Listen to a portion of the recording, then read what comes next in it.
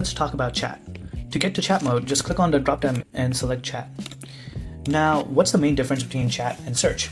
Well, they're complements to each other. With search, you're looking at all the matching documents and files related to a particular keyword or query you're searching for. Now with chat, you just need an answer. You're not looking for the search results or documentation. You just want to know the answer to a specific question. Chat helps you cut through that noise. Now, let me show you how chat works. I'm just going to quickly type in a query. And the query I'm going to use is, what is the status of the, workflow tools? And I'm going to go ahead and hit start querying. And what chat is doing now is simply giving me the developmental status of the sprint that we're doing or on this product that we're working on. Now it's using multiple sources, as you can see, cited here as 1, 2, 3 to generate this response. Now you see a couple of different things here on the top. You see the answer, obviously, and then you see references and reasoning. References are any of the source materials that it used to quote directly within the answer, as you can see here. And the reasoning allows you to take a look at how it derived and reached and generated that answer.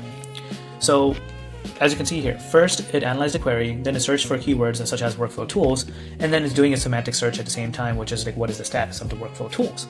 It's also reading results from various different sources, as you can see here, like Jira. It read 4 sources from Jira, 2 meetings, 7 from Slack, 7 from Gmail. Then it was able to justify and generate the response that we see here. Now you can always ask follow-up questions furthermore and continue digging into this. Now, some of the use cases I want to touch upon that you can use chat for is one is understanding project statuses.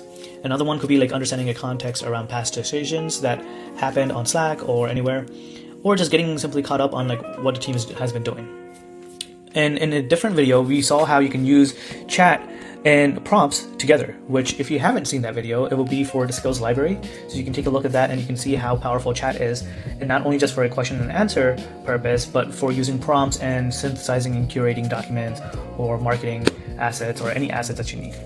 Again, that video is covered in the skills library video. If you're curious on how to use prompts, please go see that. Now, I just wanted to touch upon a couple of the other options that you have here.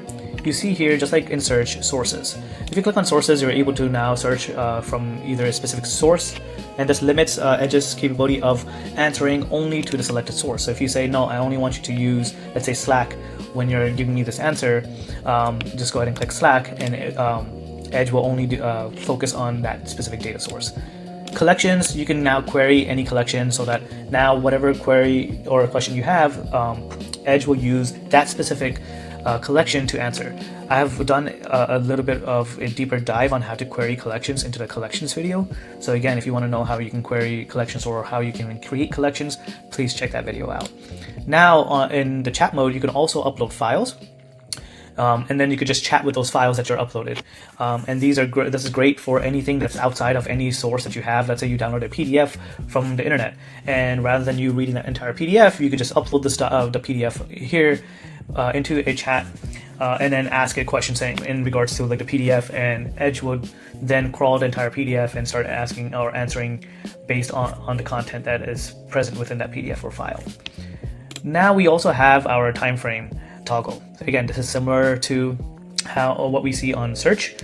You can now limit the scope of time when it comes to the answer or the data source to use for the answer generated, whether it's for any time or last 24 hours, 7 days, so on and so forth.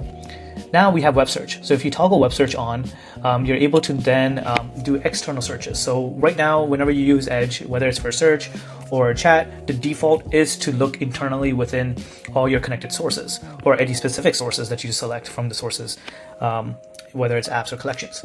Now, if you wanted to do research outside and get more information, such as doing like a competitive analysis or something of that sort, you can go ahead and click on web search and then ask a query, which then allows Edge to make sure it scans the internet for that specific answer that you're looking for based on the query. Now we have deep research. What I wanted to mention is for deep research, now we have deep research. The biggest difference with deep research is the normal chat gives you quick answers by searching your workspace and synthesizing information. However, deep research takes it to the next level. Now, it's designed for when you need like comprehensive research on a specific topic. You want it to do multiple searches all at once, follow different angles, look at various different sources, and put together a very thorough research report for you. The downside of this is that it takes much longer time than a quick question. However, the answer you receive is much more rich and powerful because it goes beyond than just a simple question and answers, and it goes and looks at the entire complete picture. I already did a deep research and I used the same query just to show you the difference between deep research query or results as well as the normal chat results. As you can see here, the deep research result is very, very thorough. It like built out an entire report on just a simple query that I asked for, and and you can see the richness of this report in this video. And then if you scroll on top, you can also see the reasoning. Like it went above and beyond just from looking for keywords, but analyzing the data complexity, evaluating time scope. It's now generating these mini AI agents to make sure it's finding the right context, and it's searching through vast number of places. So it's not only looking for like keywords of like workflow tools, but also like differentiation, like tools, plural, tool, integration, and it search for keywords within Jira as well, Confluence, Google Drive, Box. It's now expanding the tool list rather than just finding that quick answer for you. So that's why I wanted to show you this on how you can use deep research for getting a whole complete view on a specific query or a specific topic, like a status update or something.